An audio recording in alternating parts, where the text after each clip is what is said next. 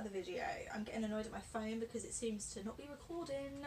So I'm basically recording the same thing about 3 times before it's actually been recorded. So hopefully it's recording now. Okay, so the first book that I'm picking in Angels and Demons, I'm going to do it in a way where it's like, it's focused mainly on angels going into the demon side of it. Because this category, for me, for what I've read, it's quite a small category with demons and a small category just for angels. So I thought I'd put them together because most of the time angels and demons are put together.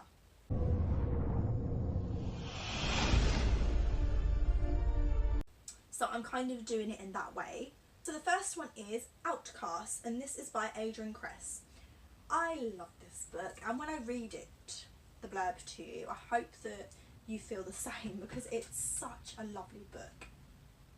After 6 years of angels coming out of the sky and taking people from her town, 16-year-old Riley Carver has just about had it, living with the constant fear. When one decides to terrorise her in her own backyard, it's the final straw. She takes her mother's shotgun and shoots the thing, so it's dead, or not. In the place of the creature she shot is a guy, a really hot guy. A really hot, alive and breathing guy. Oh, and he's totally naked. Not sure what to do, she drags his unconscious body to the tool shed and ties him up. After all, he's an angel and they have tricks. Until he regains consciousness, she's all set to interrogate him about why the angels come to her town and how to get her best friend and almost boyfriend Kress, who was taken the year before, but it turns out the naked guy in the shed is just as confused about everything as she is. He thinks it's 1956. Set in the deep south, and Outcast is a story of love, trust and coming of age. This is so good, and I think because it's got a character in it that thinks he's in the 50s, it just works so well to have that like past element to it, and it's just really good. I don't think it would have worked if you had like the swinging 60s, the 80s. I think it may have worked if it was like post-war 1930s, 40s, but I think because it was the 1950s, it just really works out. And it's got a cool song in it, it's so sweet, it's so sad, it's just a really, really good book. The next one is Angelfa, and this is by Susan E. Descendant to demolish the modern world. Street gangs rule the world while fear and superstition rule the night. When warrior angels fly away with a helpless little girl, her 17-year-old sister Penryn will do anything to get her back. Anything, including making a deal with an enemy angel. Ralph is a warrior who lies broken and wingless on the street. After eons of fighting his own battles, he finds himself being rescued from a desperate situation by a half-starved teenage girl. Travelling through a dark, twisted northern California, they have only each other to rely on for survival. Together they travel towards the Angel stronghold in San Francisco, where she'll risk everything to rescue her sister and put herself in the mercy of the greatest enemy for the chance to be made whole again. Or he will be put. So that is a good one in the sense of angels as well. I really like this series. I think there's 3 books, I'm not sure, let me check now, but I think I've read 2 of the 3 books, but I'm not sure. If there's only 2 then I haven't read it. Yeah, there is, there's 3. So I've read World After. I need to read End of Days. It's on my want to read to be read list. But that's really good. It doesn't really have the demons in it as such. It's more of an angels book, but it has got the darkness in it. I don't want to spoil it for you because I'm not reviewing anything. Next one I'm reading is Hush Hush series by Becca Fitzpatrick. I love this series. I think I've read it 3 times. I love this series. I could reread it again and again. It's got angels, it's got fallen angels, it's got Nephilim in it, it's got all these bad things in it as well. Not necessarily demons as such, but it's got the badness in it too. Sacred Oath of a Fallen Angel, a Forbidden Love. Romance was not part of Nora Gray's plan. She's never been particularly attracted to the boys at her school, no matter how hard her best friend V pushes them at her. Not until Patch comes along. With his easy smile and eyes that seem to see inside her, Patch draws Nora to him against her better judgment. But after a series of terrifying encounters, Nora is not sure whom to trust.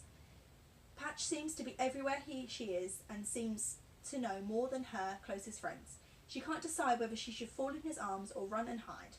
And when she tries to seek some answers, she finds herself near truth that is way more than unsettling than anything Patch makes her feel. For she is right in the middle of an ancient battle, between the immortal and those that have fallen. And when it comes to choosing sides, the wrong choice will cost Nora her life. I love this series. It's so good. Literally, I've already said this, but it's so good. It's got like I said, it's got the darkness in it, it's got the mystery in it, and it's just got really cool fallen angels as well. So the next one, following in suit with the order, is the Mortal Instruments. So this is mainly more on the TV series because I haven't read the books, so I'm not sure what book has got the angels in it. I know that all the books have pretty much got the demons in it, and the fairies and werewolves and vampires, but I don't know what book has got the angels in it. So if you can comment down below if you know, that would be really helpful. Obviously too late for the video, but it'd be really great to know. So I'm basing it more on the TV series. So I'm not really going to read the description because I don't know the book. So I'm just literally going to tell you that in the TV series, there is an episode where Clare and Jace find the angel and he's chained up. They take him away. I can't remember exactly how, but somehow Jace and Clare get the angel blood. Simon is then able to walk in the day, and the angel basically, you know, says thank you and repays them. So I don't know the book, so this is probably the worst one to include in it, but I had to include because I know that there's angels in it, and I can't not include it if I know. Finally this is just demons, no angels in it. This is Hex Hall by Rachel Hawkins. So the one that I'm choosing is the second book, which is called Demon Glass. And this one is when she really realises she's a demon. The first one, it's at the end that she realises, but this is the one where she's like really proper, like, you know. Sophie Mercer thought she was a witch. That was the whole reason she was sent to Hex Hall, a reformed school for delinquent program, aka witches, shapeshifters and fairies. But then she discovered the family secret, and the fact that her hot crush, Archer Cross, is an agent for the Eye, a group bent on wiping Pilgrim off the face of the earth. Turns out Sophie's a demon, one of the only two in the world other than being her father. What's worse, she has powers that threatens the lives of everyone she loves, which is precisely why Sophie decides she must go to London for the removal, a dangerous procedure that will either destroy her powers for good or kill her. But once Sophie arrives, she makes a shocking discovery. Her new housemates, they're demons too, meaning someone is raising demons in secret with creepy plans to use their powers, and probably not for good. Meanwhile, the Eye is set on hunting Sophie down, and they're using Archer to do it. But it's not like she has feelings for him anymore, does she? Hex Hall is such a good series, and I think the last book is obviously my favourite because it literally sums up everything. But it's honestly such a good book. Like, literally, I cannot recommend it anymore. It's such a good book. But that is the end of that one. I will see you for the next one. Bye!